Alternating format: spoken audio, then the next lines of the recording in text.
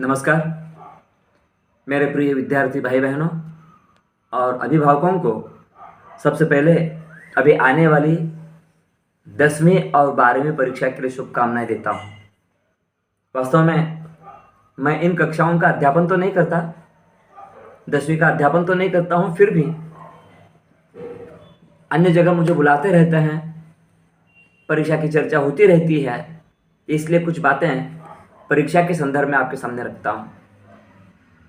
विद्यार्थी मित्रों, जब हम 10वीं या 12वीं की परीक्षा देते हैं तो दो तरह के विषय हुआ करते हैं, भाषा और भाषेतर विषय। सबसे पहले हम चर्चा करते हैं भाषा विषय में क्या करना आवश्यक है। भाषा पर जो कृतियां पूछी जाती हैं उन कृतियों को लेकर कृति पत्रिका बनती है। पहले प्रश्न पत्रिका बनती थी, अभी कृति पत्रिका बन रही है। जबकि कृति पत्रिका ही उसका नाम है तो अलग अलग कृतियां पूछी जाती है। सबसे पहली बात है कि जिन कृतियों का उत्तर आप लिखने जा रहे हो उसके लिए सबसे पहले आपको जो गद्यांश दिया गया हो, जो पद्यांश दिया गया है, वो पढ़ना आवश्यक है।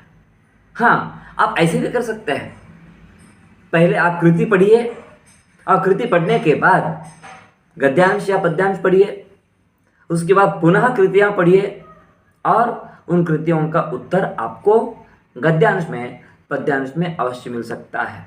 अब बात यह है कृतियां कैसी पूछी जा सकती है। भाषा विषय में आकलन पर आधारित अलग अलग कृतियां पूछी जा सकती है।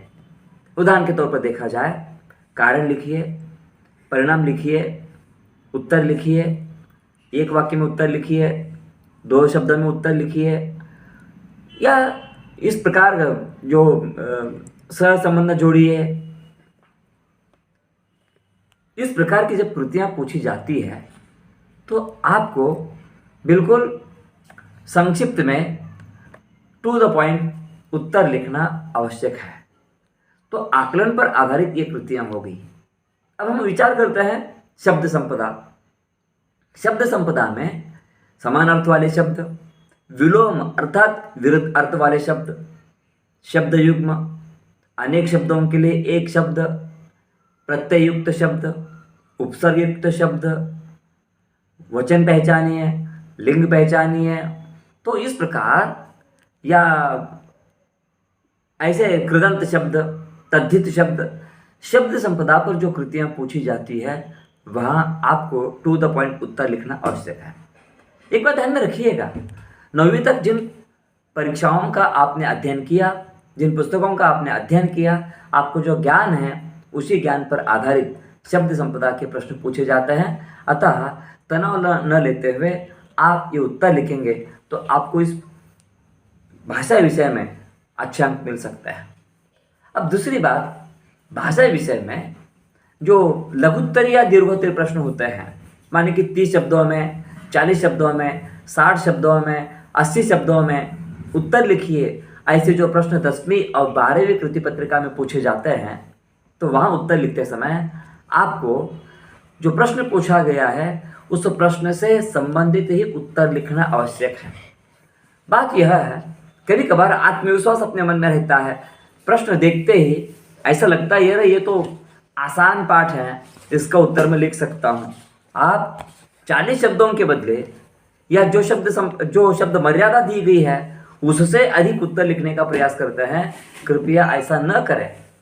जहाँ विचार बदल जाता है वहाँ परिच्छेद अर्थात पैराग्राफ बदलते हुए आपको उत्तर लिखना अपेक्षित है। यदि दीर्घोत्तर प्रश्न या लघुत्तर प्रश्न का उत्तर लिखते समय कोई शब्द आपको महत्वपूर्ण लगता हो उसे अधोरेखांकित कीजिए, यानी कि अंडरलाइन कीजिए, तो आपको ऐसा उत्तर लिखना आवश्यक है। तो इसके साथ ही भाषा विषय में मराठी, संस्कृत, अंग्रेजी आदि में निबंध पूछे जाते हैं। शायद मुझे लगता है 10वीं में हिंदी में भी निबंध हो, 12वीं में निबंध न हो।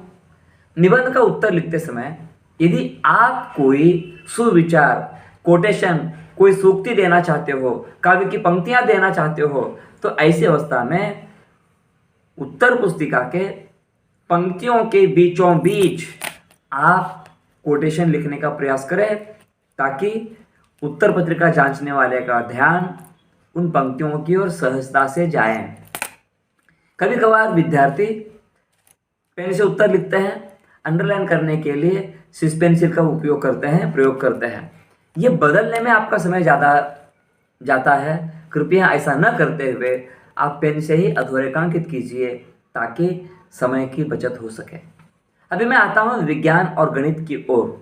जब विज्ञान और गणित का या सामाजिक विज्ञान समाज शास्त्र का उत्तर लिखने जाते हो, आपको सबसे पहले विज्ञान गणित में जो सूत्र हुआ करते हैं उन्हें कंठस्थ करना आवश्यक होता है। एक बार दो बार आप खुद उत्तर लिखने का प्रयास करें, जिसे हम प्रैक्टिस कहते हैं। एक बार दो बार तीन बार प्रैक्टिस करें। कभी कभार आत्मविश्वास ऐसा होता है कि नहीं, मैंने 3 बार प्रश्न पत्रिका का हल किया है। मैं कहना चाहता हूं आपसे कि 3 बार 4 बार भी प्रश्न पत्रिका का हल आपने किया हो, फिर भी आप प्रश्न पत्रिका को बाजू रखते हुए पाठ में से कोई एक ऐसा परिच्छेद लें और उसका उत्तर लिखने का प्रयास करें। ऐसा लगता है कि भाई मैंने तो पहले देखा भी नहीं है।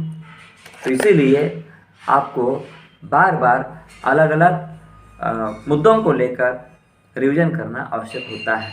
तो इस प्रकार आप भाषा और भाषेतर विषयों की तैयारी कर सकते हो। यदि भाषा विषय में जो व्याकरण है, लेखन विभाग है, उसका आपको टू द पॉइंट उत्तर लिखना आवश्यक है। व्याकरण में या भाषा विषय में ह्रस्व, दीर्घ, पहला उकार, दूसरा उकार, अनुस्वार, बिंदी, चंद्रबिंदी, नुक्ता, इनकी ओर आप जरूर ध्यान देंगे तो आपको अच्छे अंक मिल सकते हैं, आप अव्वल आ सकते हैं। भाषेतर जो विषय है वहाँ आपको वेटेज का विचार अवश्य करना चाहिए। कौन सा पार्ट, उसका कितना वेटेज है, इसकी ओर आप जरूर ध्यान दें। और एक बात मैं कहना चाहता हूँ, 2-3 बार भी आपने प्रयास किया हो, रिवीजन किया हो, फिर भी न देखते हुए आप 2-3 प्रश्न पत्रिका का हल करेंगे, समय का नियोजन करते हुए उत्तर लिखेंगे तो आपको अच्छे अंक मिल सकते हैं। और परीक्षा में क्या करना है मैं आपको बताना चाहता हूँ। अपने साथ में प्रवेश पत्र, रिसीट अपने साथ में रखें और आइडेंटिटी कार्ड, पहचान पत्र अपने साथ में रखें। जहाँ तक हो सके यूनिफॉर्म में जाएं। जाते समय याद से पानी की छोटी सी बोतल अपने साथ में रखें, ग्लूकोज पाउडर भी अपने साथ में रखें। हाँ, कभी कभार हम पेन से लिखते हैं, जिस पेन से हम लिखने जा रहे हैं वो पेन स्मूथ है कि कैसा है, ये देखने के लिए 2-3 पेन अपने साथ में पहले आपको रखना आवश्यक है। पेन नया लेते ही 2-4 बार आप थोड़ा सा लेखन करेंगे, वो पेन थोड़ा सा स्मूथ बनेगा ताकि आपको परीक्षा में उत्तर लिखते समय कोई दिक्कत न हो। अतः इस प्रकार टू द पॉइंट एक्यूरेसी आप में रहती हो तो आपको अच्छे अंक मिल सकते हैं। और एक बात आपको ध्यान में रखनी है, उत्तर पुस्तिका माने कि आंसर पेपर हाथ में मिलने के बाद ठीक है कि नहीं है एक बार देखें, तभी आप उसके बाद उस उत्तर पुस्तिका पर अपना पूरा परिचय, शीट नंबर, अक्षरों में, अंकों में लिखें और आगे बढ़ें। अभी परीक्षा के लिए क्या नहीं करना है मैं आपको बताऊंगा। अपने साथ मोबाइल न ले जाएं, डिजिटल घड़ी भी अपने साथ न ले जाएं। हम रास्ते में जाते समय कभी कभार मैं इसका उत्तर रास्ते में पढ़ता हूँ, समय है फुर्सत से पढ़ता हूँ, ये सोचते हुए छोटी सी चिट जेब में, पॉकेट में रहने की संभावना होती है। ऐसी अवस्था में भूल कर भी चिट्ठी अपने साथ न ले जाएं। जो प्यार आप साथ में ले जा रहे हो उस प्यार पर कुछ भी न लिखें, इसकी ओर आप ध्यान दें। कभी कभार विद्यार्थी परीक्षा जाते समय जो पोशाक पहनते हैं उसे 8-10 जेब होने की संभावना रहती है। 8-8, 10-10 जेब वाले पोशाक की आवश्यकता ही नहीं है। आप यूनिफॉर्म में ही जाएं तो अच्छा रहेगा। विद्यार्थी मित्रों, मैं और एक बात कहना चाहता हूँ। अभी ये संक्रमण अवस्था है, हम शीतकाल से गर्मी की ओर बढ़ रहे हैं। स्वाभाविक है, आइसक्रीम खाने की इच्छा होती है, तली हुई चीज़ें खाने की इच्छा होती है। तली हुई चीज़ें, आइसक्रीम कृपया न खाएं। और रात 12, 1, 2 बजे तक जागने की आवश्यकता नहीं है। आप 10 बजे तक अध्ययन करें, आराम से सो जाएं। प्रातः जल्दी आप 4 बजे उठें या 5 बजे उठें तो आपको पढ़ने के लिए बहुत कुछ समय मिल सकता है। रात में जागना ठीक नहीं है। और एक बात, जब प्रश्न पत्र आपके हाथ में मिल जाता है, क्वेश्चन पेपर आपके हाथ में मिल जाता है, कृति पत्रिका अपने आपके हाथ में मिल जाती है, तो उस पर कुछ भी न लिखें, पेंसिल से अंडरलाइन न करें या कहीं को टिक मार्क न करें, इसकी ओर आपको ध्यान देना है। यदि कोई आप रफ वर्क भी करना चाहते हो तो आप उत्तर पुस्तिका के अंतिम पृष्ठ पर रफ वर्क करें, न कि प्रश्न पत्र पर।